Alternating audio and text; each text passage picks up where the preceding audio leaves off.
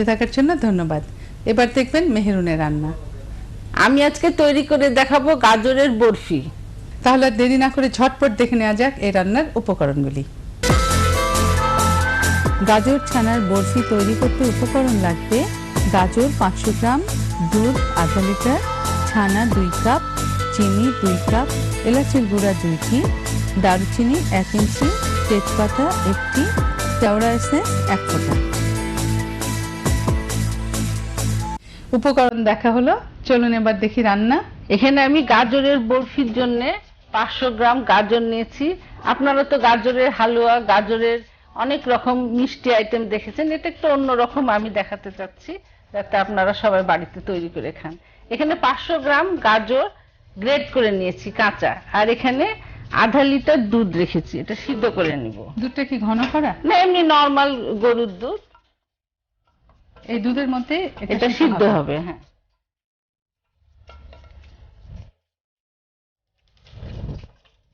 দারচিনি 2 টুকরা দিয়ে দিচ্ছি, এলাচও 2 টুকরা,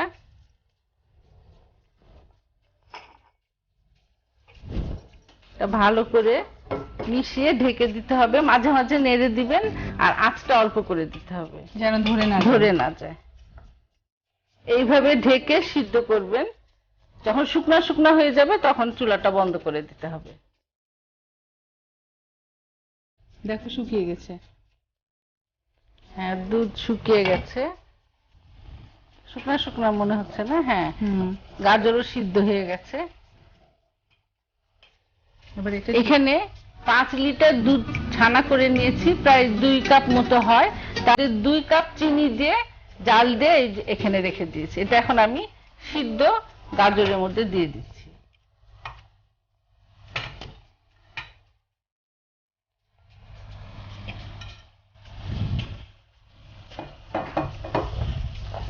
ওর মধ্যে কেওড়া এসেন্স আছে, 5 ফোঁটা মতো কেওড়া এসেন্স দিয়ে দিতে হবে, তাহলে ফ্লেভারটা ভালো লাগবে। এটা তুমি কেওড়া এসেন্স ব্যবহার? হ্যাঁ, এসেন্স, কেওড়া জল না? না, জল না, এসেন্সটা।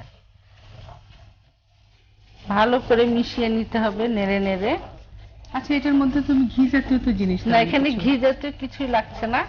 এই ছানার জন্য এটা টাইট হবে এবং বরফিটা সুন্দর হবে। চিনি বেশি আছে, 2 কাপ মতো চিনি, এই জন্য ঘিয়ের বা তেলের কিছুই লাগছে না। হ্যাঁ,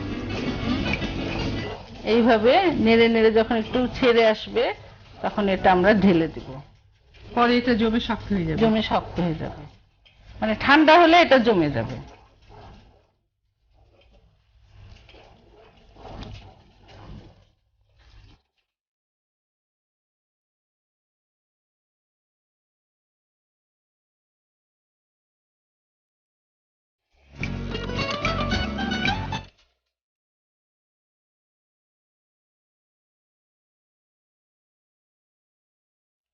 ঠান্ডা হওয়ার পরে বরফি কেটে রেখেছি, এখন আমরা টবক আর চেরি দিয়ে সাজাচ্ছি।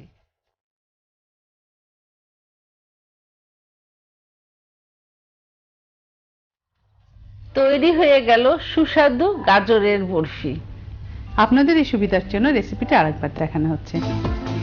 গাজর খোসা ফেলে গ্রেট করে নিন, ছানার সাথে চিনি মিশিয়ে ভালোভাবে জাল দিয়ে শুকিয়ে নিন। দুধ, গাজর, দারচিনি, এলাচ ও তেজপাতা দিয়ে সিদ্ধ করুন।